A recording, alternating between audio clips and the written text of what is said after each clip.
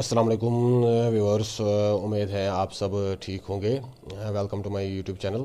तो आज जो लेसन हम डिस्कस करने जा रहे हैं वो मैं डायरेक्टली टेक्स्ट से ही आपको पढ़ाऊँगा। That is the laburnum top and it's a poem by Ted Hughes.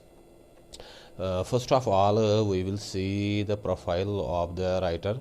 जो राइटर है उसका पहले प्रोफाइल देखेंगे, उसका बैकग्राउंड देखेंगे, फिर मैं ये लेसन यहाँ पे एक्सप्लेन करूँगा। तो Edward James Hughes was an English poet. जो एडवर्ड जेम्स ह्यूग्स हैं, it is the full name of the poet Ted Hughes. तो ये एक इंग्लिश पोइट हैं, इंग्लैंड का रहने वाला है, ट्रांसलेटर है, तर्जुमा निगार एंड चिल्ड्रंस राइटर। और जो चिल्ड्रंस लिटरेचर होता है वो भी उसने लिखा है। बच्चों के लिए जो बुक्स लिखी जाती हैं या नावल्स या दूसरी चीज़ें। ही वॉज बॉर्न इन 17 अगस्त 1930। तो 17 अगस्त 1930 को इसकी बर्थ हुई है इन माइथॉल मेरियड, यूनाइटेड किंगडम। एक जगह है माइथॉल मेरियड यूनाइटेड किंगडम में, इंग्लैंड में, वहाँ पे इसकी बर्थ हुई है। एंड डाइड ऑन 28 अक्टूबर 1998। और 28 अक्टूबर 1998 को इसकी डेथ हुई है। इन नॉर्थ टाउटन यूनाइटेड किंगडम, एक दूसरी जगह है यूनाइटेड किंगडम में ही, नॉर्थ टाउटन। तो वहाँ पे critics frequently rank him as one of the best poets of his generation. जो क्रिटिक्स हैं, तनकीद निगार होते हैं, जो लिटरेचर पे अपनी राय देती हैं, तो उन्होंने इसको one of the best poets, बेहतरीन शायरों में शुमार किया है ऑफ हिज जनरेशन, जो उसकी जनरेशन के थे। That mean the modern poets और पोस्ट मॉडर्न पोइट्स जो वर्ल्ड वार फर्स्ट के बाद आए थे। And one of the 20th century greatest writers, और 20वीं सदी के बेहतरीन राइटर्स में इसका शुमार होता है। He is also famous for marrying the famous female English poetess Sylvia Plath। और टेड ह्यूग्स एक और चीज़ के बारे में बड़ा मशहूर हुआ, परहैप्स इसी से ही ज़्यादा मशहूर हुआ वो, that was his marriage with the Sylvia Plath. जो सिल्विया प्लाथ थी वो भी एक बड़ी ज़बरदस्त इंग्लिश पोइट थी, who later on committed suicide, जिसने आखिरकार खुदकुशी की। तो सिल्विया प्लाथ की उससे शादी हुई थी। He was appointed poet laureate in 1984। England में जो किंग या क्वीन होती हैं वो पोइट लॉरिएट अपॉइंट करते हैं, जो इंग्लैंड का सबसे बड़ा शायर होता है या राइटर होता है। तो टेड ह्यूग्स को ये दर्जा दिया गया and held the office until his death. तो और वो इस ओहदे पर मरते दम तक रहा, अंटिल ही डाइड। तो इन 2008 the time, A British national daily newspaper, ranked Hughes fourth on it is list of the 50 greatest British writers since 1945। और 2008 में जो टाइम, एक इंग्लैंड का डेली न्यूज़पेपर है, उसने टेड ह्यूग्स को भी उन 50 ग्रेट राइटर्स में शामिल किया। ऑन द फोर्थ रैंक उसको चौथी पोजीशन दी। हु वर देयर सिंस 1945, जो 1945 के बाद इंग्लैंड में आए थे, जिन्होंने मॉडर्नस जैसे कि टी.एस. इलियट और आर्जन और दूसरे राइटर्स आते हैं जो लिटरेचर वाले, जिन जो अगर आप लिटरेचर लोगे तो आप इनके नाम लेटर जो एजुकेशन है कॉलेज या यूनिवर्सिटी में पढ़ोगे। His famous poem in university syllabus was hawk roosting. तो टेड ह्यूग्स की एक पोइम थी जो हमारे सिलेबस में थी, जो बड़ी मशहूर है, दैट इज़ हॉक रूस्टर। तो ये था थोड़ा बहुत राइटर का प्रोफाइल। इसके बाद जो आज हमारा असल पॉइंट है, that is the poem laburnum top. वो है पोइम लैबरनम टॉप, जो हम आज देखेंगे। तो इस पॉइंट का सब्जेक्ट मैटर क्या है, सब टेक्स्ट क्या है, ये पोइम किस पे बेस्ड है। सो डियर व्यूअर्स, ये राइटर का प्रोफाइल था जो मैंने यहाँ पे डिस्कस किया। इसके बाद हम डायरेक्टली पोइम पे आएंगे। जो पोइम है जिसका जो टाइटल है, that is the laburnum top. Laburnum is a tree, it is a poisonous tree. ये ज़्यादा बड़ा नहीं होता। It is yellow in colour. उस पर जो फूल खिलते हैं वो येलो कलर होते हैं। और इसके अंदर अक्सर जानवर अपना जो घोंसला बनाते हैं, because this is a poisonous tree, a beautiful but dangerous tree. जो उनको जो प्रेडेटरी ये बर्ड्स होते हैं या दूसरे जो होते हैं, तो उनसे वो बचाते हैं। तो ये जो पोइम है, it is an imagination by a writer. ये राइटर ने तख़य्युल किया है, उसकी जो इमेजिनेशन है। तो वो इस पोइम में हमें नज़र आती है। तो लैबरनम जो है ट्री, उसका टॉप जो है उसके बारे में है ये, the laburnum top is silent quite still. जो लैबरनम ट्री है या उसका टॉप है दैट इज़ साइलेंट, वो खामोश है, क्वाइट वो बिल्कुल शांत है, एंड स्टिल वो एक जगह रुका हुआ है, उसमें बिल्कुल हरकत नहीं हो रही है। In the afternoon yellow September sunlight, in the afternoon दोपहर का वक्त है, येलो सितंबर सनलाइट, सितंबर का टाइम है, that means autumn season. Sunlight जो सनलाइट है उसका कलर, उसका रंग उस वक्त बिल्कुल येलो दिख रहा है, येलो लग रहा है। तो अगर हम देखेंगे, जब मैंने ये पोइम पढ़ी तो इसमें येलो कलर का ख़ास जिक्र है। एक तो ट्री के जो लीव्स हैं या फ्लावर्स हैं वो येलो कलर के हैं, जो फिर इसमें एक बर्ड आ जाता है गोल्ड फिंच, तो वो भी येलो कलर का है, और जो सनलाइट है वो भी येलो कलर का है। तो येलो कलर पे इस लेसन में सिट्रस दिया गया है, सनलाइट भी येलो कलर की ही है। A few leaves yellowing, all it is seeds fallen. जो ये दरख्त हैं उसकी कुछ शाखें और कुछ इसकी कुछ पत्ते येलो कलर के हो गए हैं, जर्द रंग के हो गए हैं, बिकॉज ऑफ ऑटम, क्योंकि वो गिरने वाले हैं। And all it is seeds fallen, और जो इसके सीड्स हैं, जो इस पे बीज उगता है, that is a sort of fruit, उसके जो फल हैं तो वो भी गिर चुके हैं, दे आर पॉइजनस आल्सो। तो ये पोइम जो है फर्स्ट जो इसका स्टेज आता है, इट शोज़ अ साइलेंस, ये हमें खामोशी की तरफ ले जाती हैं, क्योंकि एक बिल्कुल खामोश एटमॉस्फेयर है, सितंबर है, सनलाइट है, इसके जो पत्ते हैं वो जर्द हो गए हैं। इट शोज़ द डेथ और साइलेंस, ये हमें खामोशी या एक तरह का जो जमूद है उसकी तरफ इशारा कर रहा है इन द फर्स्ट जो इसका पार्ट है।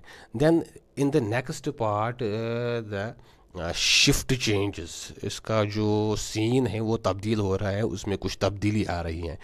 ये खामोशी तब तक रहती है till the gold Finch comes, जब तक कि ये गोल्ड फिंच जानवर नहीं आता। It is also yellow in colour, A yellow small bird like sparrow, ये चिड़िया की तरह का एक जानवर होता है लेकिन उसका कलर येलो होता है। And it is famous for singing, और ये जो ट्विचिंग या चिरपिंग है उसके लिए बड़ा मशहूर है। इस पनीम आवाज़ कड़न गेवन या ये शोर कड़न पानी आवाज़, तो उसके लिए ये बड़ा मशहूर है। विद अ ट्विचिंग चिरप, तो जब जैसे ही ये आया तो उसने अपनी वो आवाज़ निकालना शुरू की, चिरपिंग किया, हम लोग सो करूँ सो बोल बोश। ए सडननेस, तो एकदम से आया।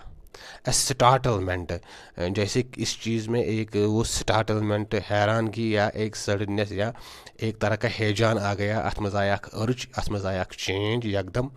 एट ए ब्रांच एंड, और एक जो ब्रांच थी, टहनी थी, शाख थी, उसके एंड पर बैठ गया। Then sleek as a lizard, it was shiny और it was quick as a lizard, यह was अकिस लिजार्ड सिंह पर क्विक या शाइनी, युस पन्निस शिकारस रटन छु, एंड अलर्ट, और बिल्कुल अलर्ट था, कॉन्शियस था, यह was खबरदार, एंड अब्रप्ट, और बड़ा तेज़ रफ्तार था, बड़ा रैपिड था। यकसर उस ओर और पानी हालत बदलावन, क्विक ओस, मतलब अगर हम उसके नज़दीक जाने की कोशिश करते वो भाग जाता है, इसका नज़दीक थे गसन बड़ा alert. She enters the thickness, she से हमें पता चलता है ये फीमेल था। Enters the thickness and a machine starts up, वो जैसे ही उस पेड़ के जो बुशेस हैं उस अंदर उस पानी या लाइन जो उसमें दाखिल हो गया, and A machine starts up, and जो उसके बुशेस थे उसमें दाखिल हो गया, ये कुलिस माज यमन लाइन मज अत गैरस मज, and A machine starts up.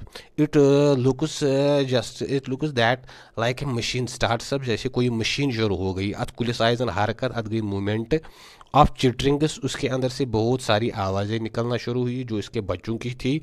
And ट्रमर of wings, और उन्होंने जो अपने पर फड़फड़ाने शुरू कर दिए, ये मोतुज पकन हूँ टासराई, एंड ट्रिलिंग्स और रैटलिंग, यमो तुझ टासराई, यमो कर आवाज़, यमो कर vibration, they started a sort of motion, it looks like that there was a machine inside the tree, यमो कर तमें आय अत कुलिस हरकत शोर दिन दिचक, just like a machine start, जैसे कोई मशीन शुरू होती है और उससे वो एक तरह की वाइब्रेशन, एक तरह की जो सेंसेशन या एक तरह की आवाज़ें जो आती है। The whole tree trembles because of their movements, because of their tremor, or because of their chitterings. The whole tree trembles. At kulis lay sari zan yeh dani hish, at lay zir zir, at go और your moment and thrills, और जो thrill आ गई, जो एक तरह की sound या एक तरह की ये मूवमेंट या एक तरह की जो हरकत उनके पैरों या उनकी आवाज़ों से या उनकी मूवमेंट से इस पेड़ में पैदा हो गई. It is the engine of our family. The poet here tells that this tree or this mother is the engine of our family. ये उनकी फैमिली के लिए a sort of engine था. उनका घोंसला या उनका घर, या जो ये फीमेल ये बर्ड था उसने उनके लिए खाना लाया.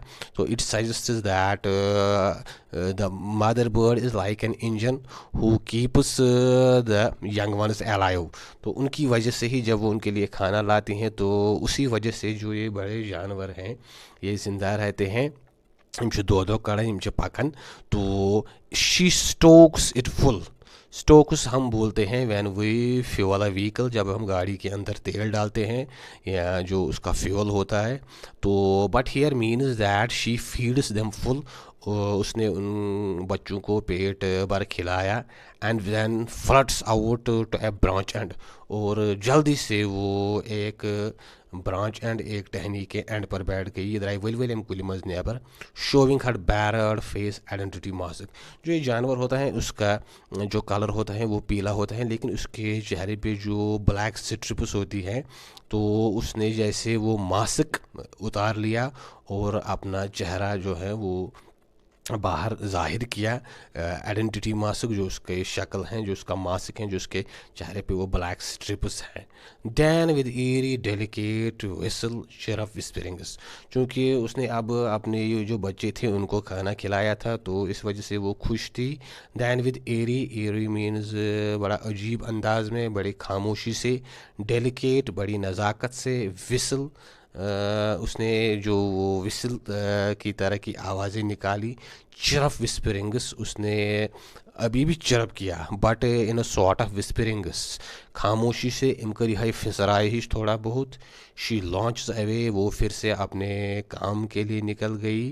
तो शी फ्लो अवे एम तुझ बे वूफ टुवार्ड्स द इन्फिनिट, आसमान की तरफ, जो खुला आसमान है उसकी तरफ फिर उसने परवाज़ किया. And the laburnum subsides to empty. और जो ये लैबरनम ट्री था, जो ये पेड़ था, इट कम्स बैक और इट रिटर्न्स बैक, या बे वापस अतन बे सही हालत गसिन टू एम्प्टी, खामोशी की तरफ या तन्हाई की तरफ या शांति की तरफ. So in this poem the poet has created 3 moods. पहले तो जब जानवर नहीं था तो ये पेड़ साइलेंट था, खामोशी थी. फिर जब उसके अंदर ये जानवर आ गया तो उसमें एक जैसे जान पैदा हो गई, जैसे ज़िंदा हो गया. इसमें एक नई एक लाइफ आ गई. But when this bird leaves the tree again it subsides to empty. ये फिर से उसी खामोशी में वापस चला गया. So this was a poem about the relationship between a bird and a tree. A tree gives her shelter and a bird in return gives it joy, or gives it life, or gives it mirth. तो जो ये tree हैं ये इसको एक तरह की खुशी देता है, बट इन रिटर्न, लेकिन जब हम वापस देखते हैं तो ये जो ट्री हैं इट रिटर्न, जो ये बर्ड हैं it gives her mirth, Joy और दिस चिरपिंग और अदर थिंग्स. तो ये इसके बदले में इस पेड़ को खुशी देता है या एक तरह की जो ताजगी अता करता है. So this was the poem laburnum top by Ted Hughes. तो आज मैंने ये आपको डायरेक्टली लेसन से ही पढ़ा है. It is not a longer poem, ये ज़्यादा बड़ी नहीं है. उम्मीद है आपको समझ आई होगी, और अगर आपको अंडरस्टैंडिंग आपको अच्छा लग रहा है तो हमारी चैनल को सब्सक्राइब करिए और अपनी व्यू दे. नेक्स्ट चैप्टर में हम उसके जो पोएटिक डिवाइसेस हैं और दूसरी चीज़ें हैं वो हम डिस्कस करेंगे. Thank you.